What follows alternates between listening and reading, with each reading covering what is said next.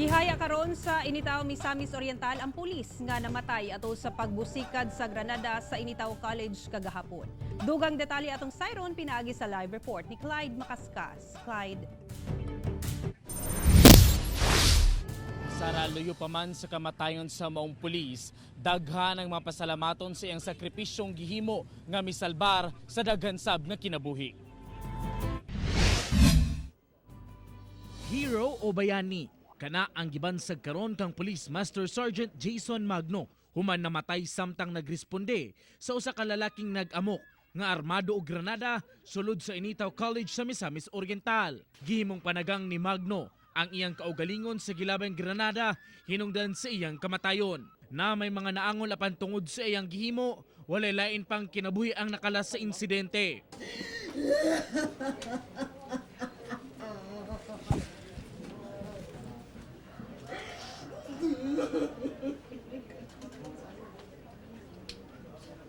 Nagsubo man pag-ayo ang iyang mga kabanay, apan nakagaan kuno sa ilang paminaw ang suportang gipaabot kanila karon. Sumala sa iyang asawa, daan na kunong andam ang iyang bana nga mamatay sa ngalan sa serbisyo. Natuman na gid ang iyang gipangandoy nga mamatay siya, dili nga.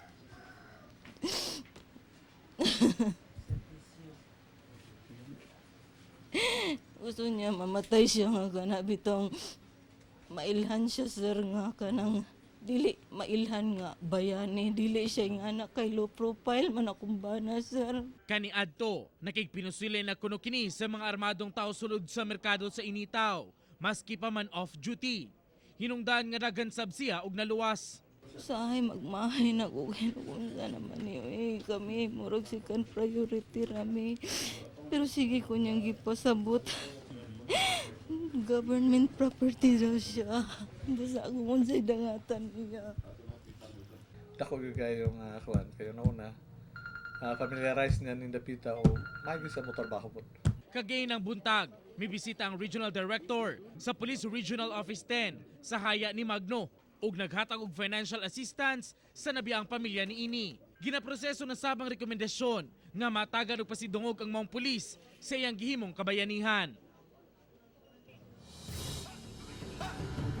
Plano karon sa pamilyang Magno nga ihaya pa ang patayng lawas sa namatayng pulis sulod sa siyam kaadlaw.